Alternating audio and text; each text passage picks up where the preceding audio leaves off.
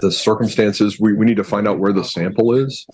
Right now, the documentation that we have, we can obviously see the result that the Quality Labs has, but we don't know if they sent the sample back to BCSO or Quality Labs. All right, so y'all need to find that out today. And then, and then just to give a more complete, the lab that we've found that can retest the blood would require 30 days once they receive it. Now, before we even get to that point, you all, before you approach me, need to find out where the sample is and if the sample is even in existence.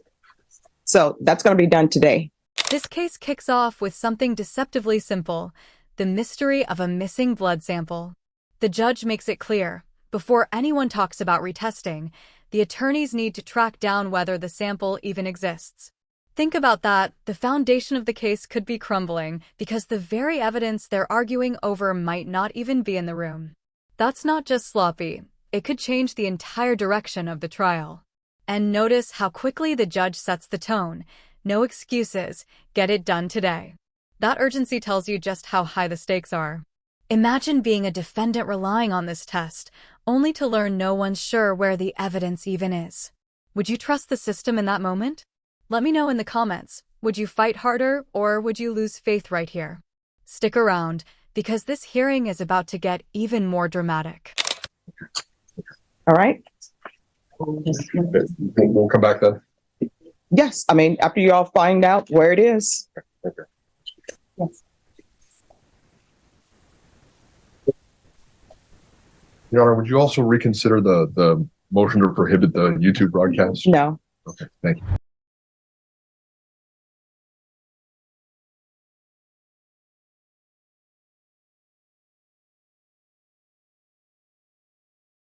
I think I was on LinkedIn from 1997 or something. So I do not know much about the date. The court does not have to follow your plea. If for any reason the court does not follow your plea and gives you more than you bargained for, the fact that you entered a plea will not be used. You understand, if the court were to grant your application for deferred adjudication, if for any reason your deferred adjudication were revoked, the court could, off the record for a moment, excuse me, the lady in the black top with the red or burgundy spots on it, are you on the docket today? Are you here for someone else? I'm sorry? All right, so you need to move because you're flirting with the inmate. That's not allowed. So you need to step outside. Deputy, remove her. And who are you here for? Inmate here with the gold glasses. All right, guy with the gold glasses. And lady, you're flirting with somebody who's an inmate. That means that he's not doing anything for you. And you're down here where you should probably be at work. And if you have children, you should be concentrating on your children. You're not allowed back in the courtroom. You're excused. And just like that, the courtroom takes a wild left turn. A spectator gets kicked out, not for disrupting the trial, not for shouting, but for flirting with an inmate. Yes, you heard that right. The judge doesn't mince words either. This is not a dating show.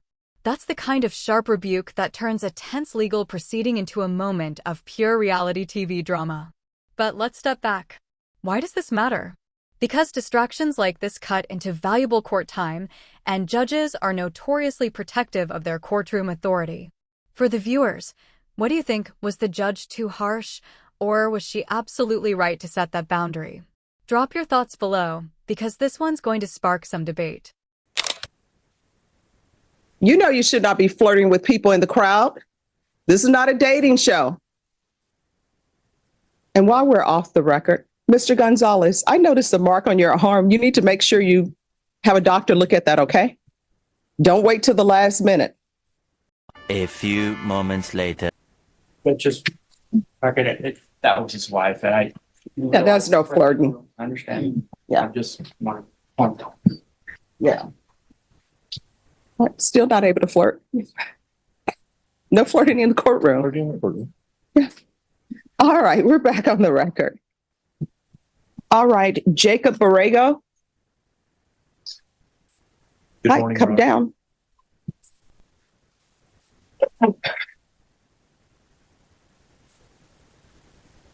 Judge, I understand he was late. Mhm. I'm starting up back in a jury trial in one of the district courts here in Erica County. I can't remember, Judge Bettis. And I think he was late. I've not had a chance to confer, so if the judge needs to address him, then Why are you late? We were on the highway. I mean, we're coming. I got up like at 8:40. I mean, 8:40, and I had to get the kids up and put their clothes on and for them to come drop me off. Why do you think you can leave your house at 8:40 and get here on time? I mean, I got up late, man. That's why I got up late. Yeah. So your children late for school as well? No, they don't go to school.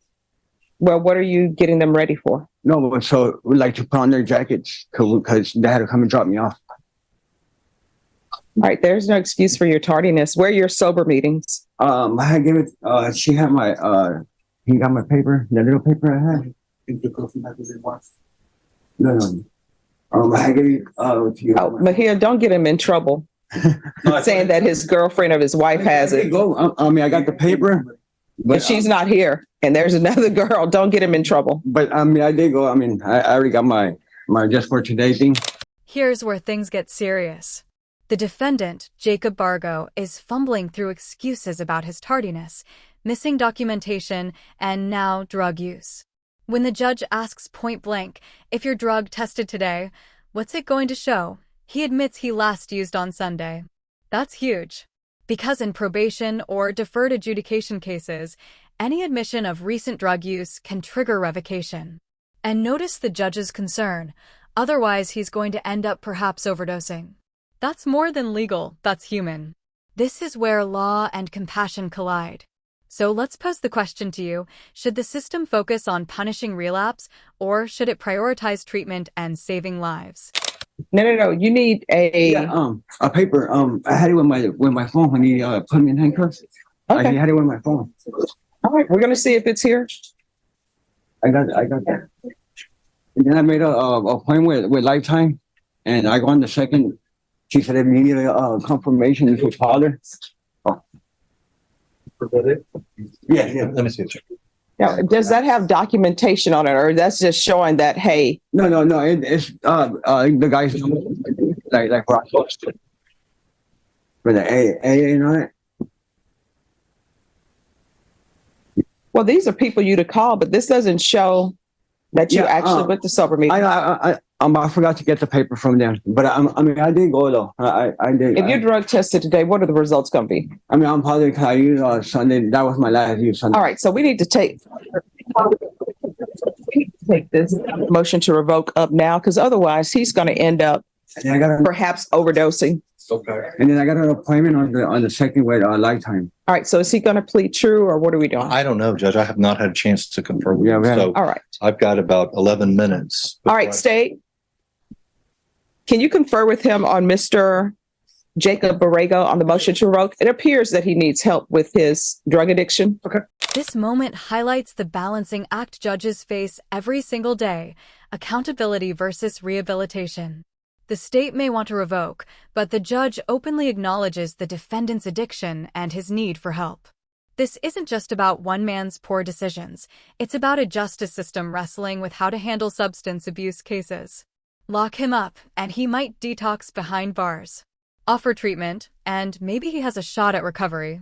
What do you think? Should courts lean more on jail time or second chances when addiction is at the heart of the crime?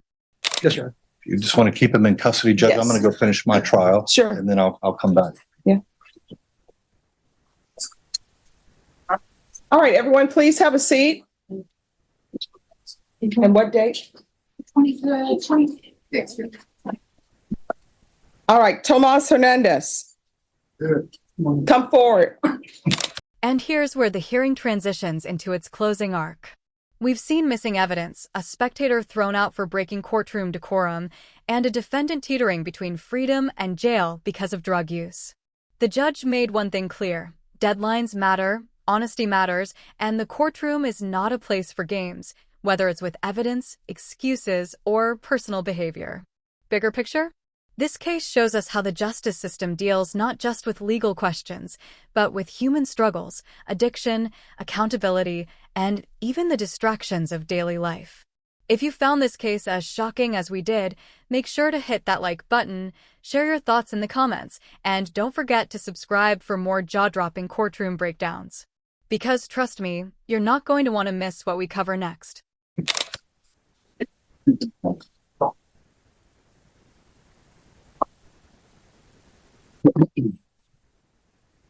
All right, your attorney is not doing well. You look better than you did yesterday, but you were still not here at 8 a.m. like you said you were. 8:30, my bad. No, not your bad. You said you were going to be here at 8. You I were came on not. a little bike, miss. Now, there's no excuses. Here's the thing, what I've learned in my time on the planet. When you make promises, you need to keep those. Yes, ma'am. So unless you came from the hospital and some emergency popped up, you said you were going to be here at 8 and you were not. Yes, ma'am. All right, we're going to see you back on the 26th at 9. And Eddie, take care of yourself. Hello, Judge. Don't come back down here if you're not feeling well, okay? No, I had to get it up from a one-man show. Okay, all right. Thank you, miss. You're welcome. All right, I'm going to call the docket. When I call the docket, you need to stand and let me know you are here.